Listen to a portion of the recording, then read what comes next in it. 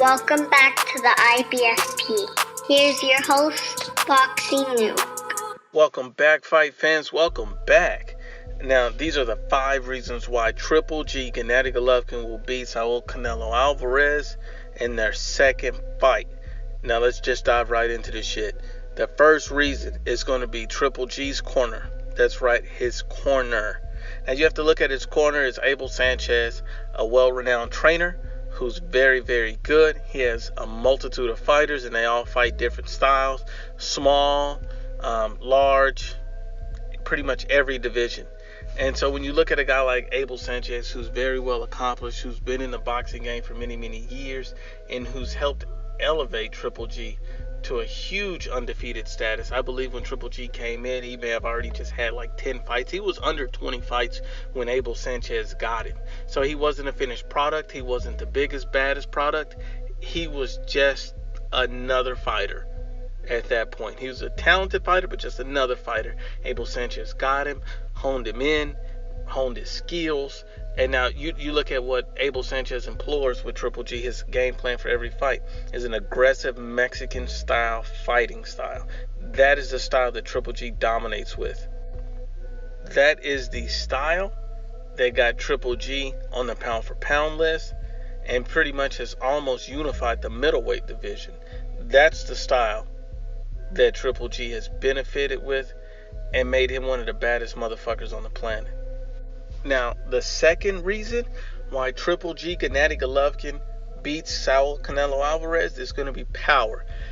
Triple G is arguably the most powerful man in boxing per his weight division.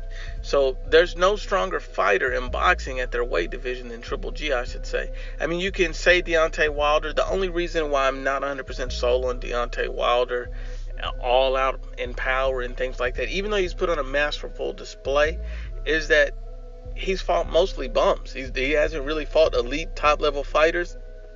If he knocks out the most elite and top-level fighters, then we can say that we've seen Triple G step up and hurt bigger name elite fighters such as a Daniel Jacobs. He knocked Danny Jacobs down, didn't knock him out, but did knock him down, did show that he could hurt an elite fighter, and that's a big deal.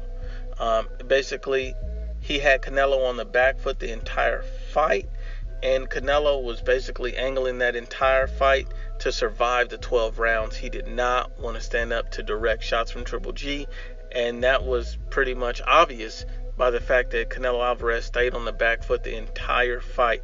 Did not come forward, did not look to come forward, and maybe shot a couple shots and then immediately retreated on the back foot. Canelo Alvarez was also quoted as saying, hey, I have to rate Triple G power at about an 8 or a 9. Let's be honest, in boxing talk, that's a fucking 10. Golovkin hits hard as shit, and Canelo didn't want to take too many of those shots. And if this fight he takes too many of those shots, he won't be around too long. Golovkin still has the power advantage. Now people say, oh, Golovkin is old. Canelo is younger. Well, you have to look at it like this. In boxing, the last thing to go, even when you're older, is your power. You can still knock a motherfucker out. And so, being that's the key, you have to assume that Triple G's power is going to be the difference maker in this fight. That is going to be the difference maker in this fight as it was last fight. Canelo Alvarez may have to make many adjustments this fight as he needed to make last fight. But the point is, all the adjustments are centered around Triple G's power. Triple G's power is everything in this fight. Canelo's entire game plan is to try to nullify Triple G's power. That is it. So in any indication that you see is going to be around Triple G's power, trying to get away from it, trying to avoid it, and trying to outbox him so you don't have to brawl with him. And that's smart game plan, but at the same time, even the best fighters gets hit. Even the best. If Mayweather got rocked by Shane Mosley, what makes you think that Saul Canelo Alvarez don't have a chance of getting rocked by Triple G, one of the hardest hitting, baddest men on the planet? Probably, not even probably, is the best middleweight in the middleweight division. Almost a unified champion, an undisputed champion at middleweight. He is unified. Think about that. The next reason, the third reason, is confidence. Triple G knows that his confidence is sky high because he's seen everything that Canelo can do.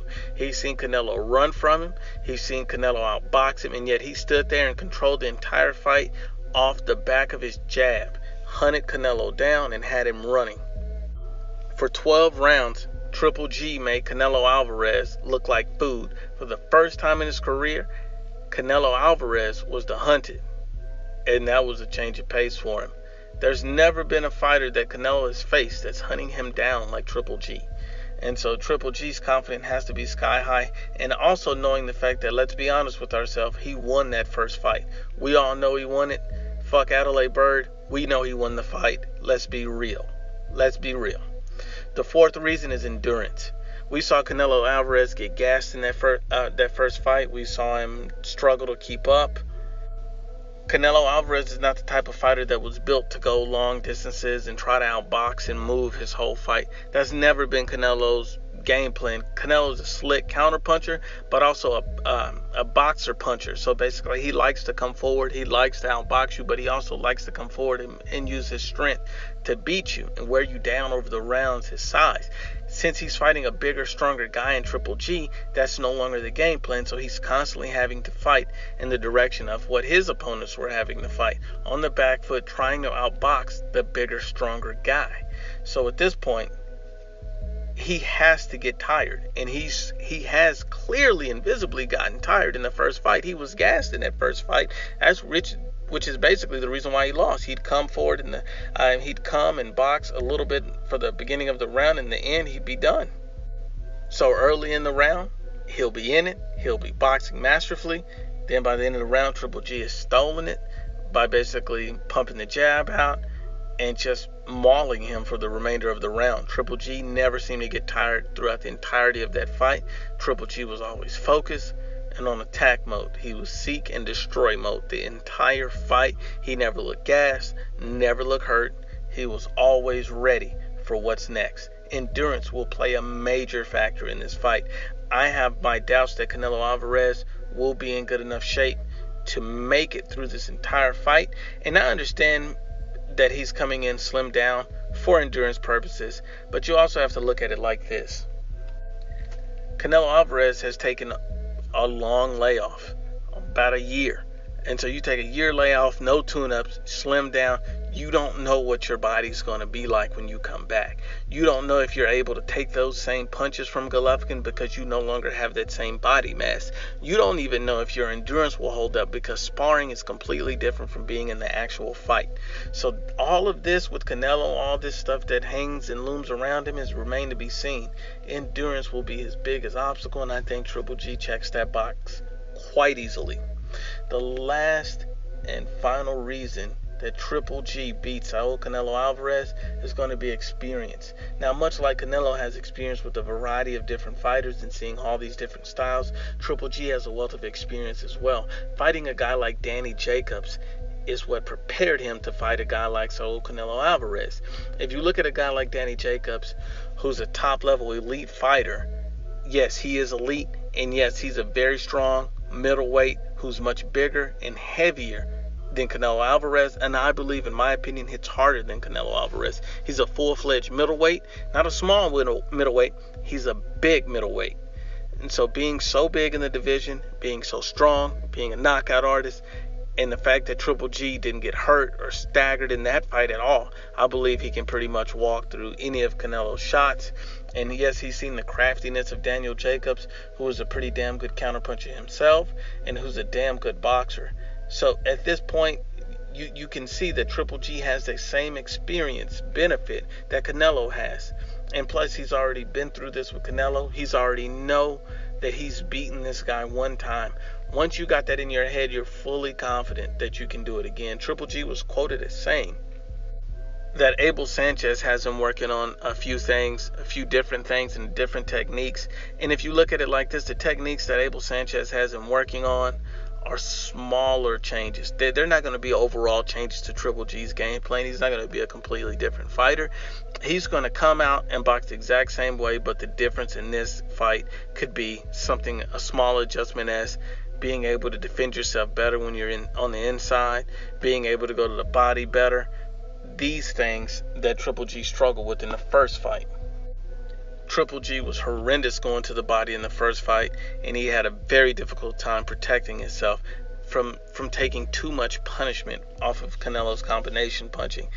Even just those minor tweaks, with the already steady game plan that Triple G has now, could nullify Canelo, and then this fight could end early. Once again, it's the IBFP. Please share, like, and absolutely, positively, you must subscribe. Thank you.